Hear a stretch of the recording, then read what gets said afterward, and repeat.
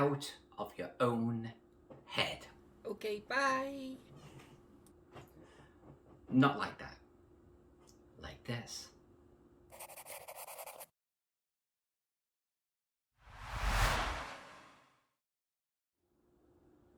There are 3 ways I want you to stay out of your own head. And here they are. Point 1. You've got this, okay? Don't fret at the table.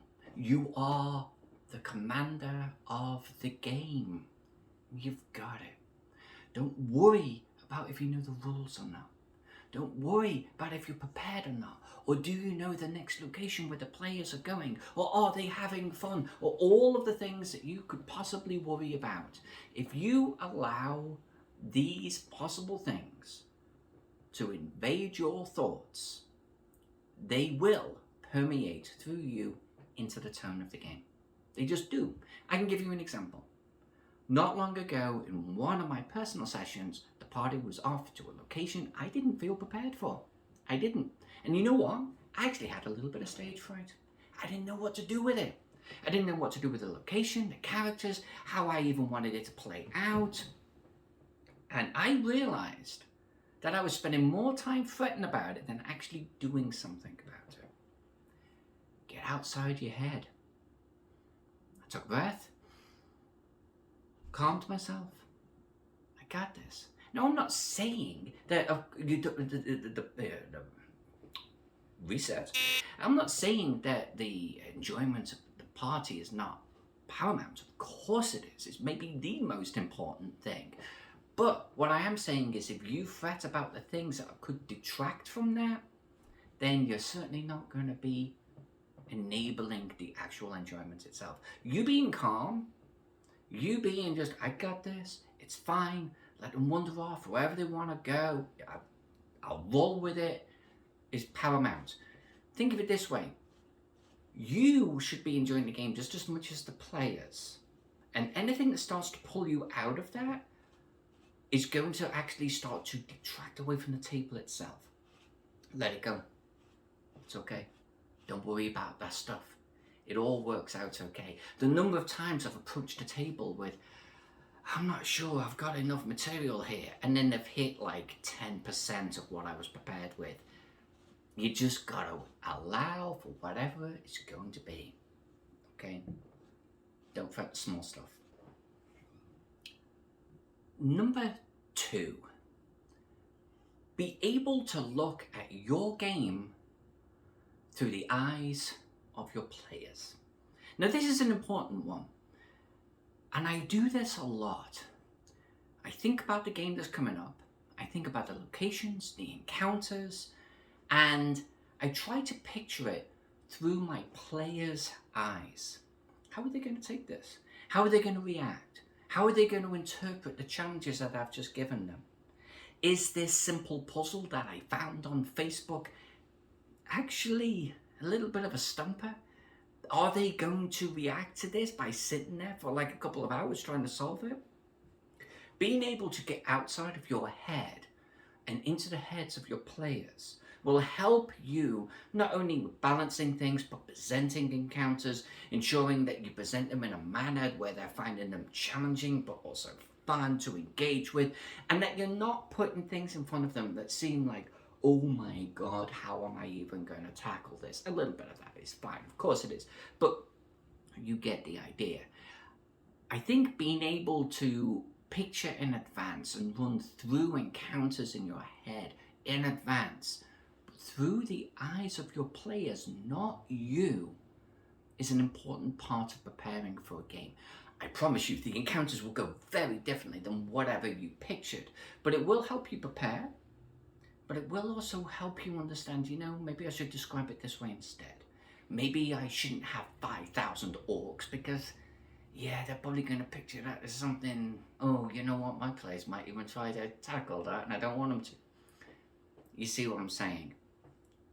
Get out of your head, get into the heads of your players, and think about your encounters and how you're presenting them.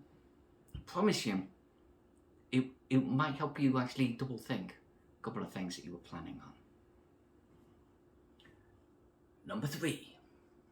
This one I think is almost the obvious one, but I really want to underscore it. Get out of your head and get into the head of your NPCs and your world. Get into the head of the scene you're describing. Countless times I've been a player and the GM is describing something that's written down, maybe even something they've written, but they're doing it in a very monotone way. You know, they're kind of almost just reciting it, and they're not describing it. They're not immersing me in it. As a GM, I want you to think about the scene that they are seeing. And we're going to do another video just on this topic, by the way. I want you to think about the creatures that they're encountering. I want you to think about your NPCs. I want you to be in the headspace of the NPCs and how they would interact.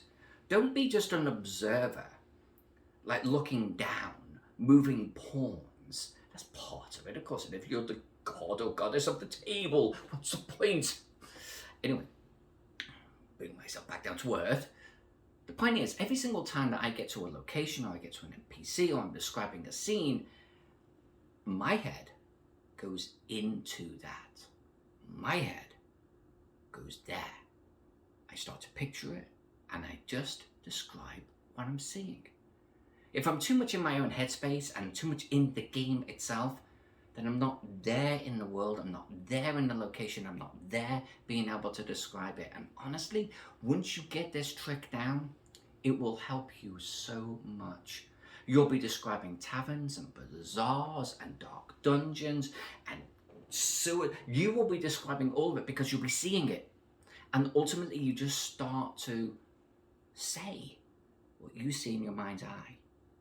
And I think that is fundamental to being a good GM, is being able to get outside your own head and get into the scene and describe what you see.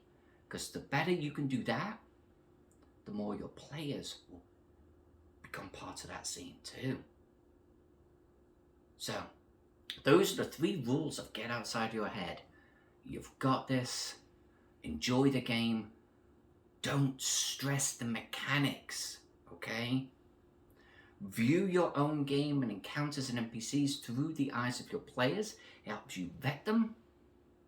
And ultimately, when you're running the game, get into the heads of your NPCs, get into the scenes, get out, away of this chair.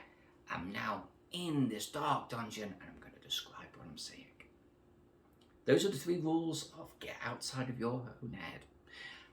What do you think?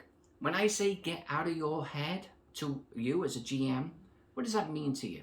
What is your interpretation? Let me know down in the comments below. If you're enjoying this series, please consider just tickling that subscribe button, just a little nudge, and I will love you a long time. Hit this video with a like, and maybe check out my Patreon. Who knows, you might see something fun over there. I love you, thank you for watching the video, and I'll see you in the next one. Keep rolling those dice.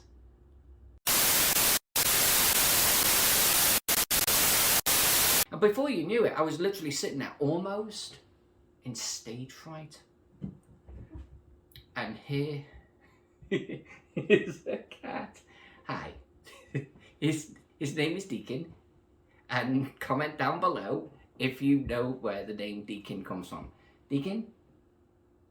Honey, you're stealing the limelight and that's your butt. Come on, baby. Come on. Yeah, you can argue.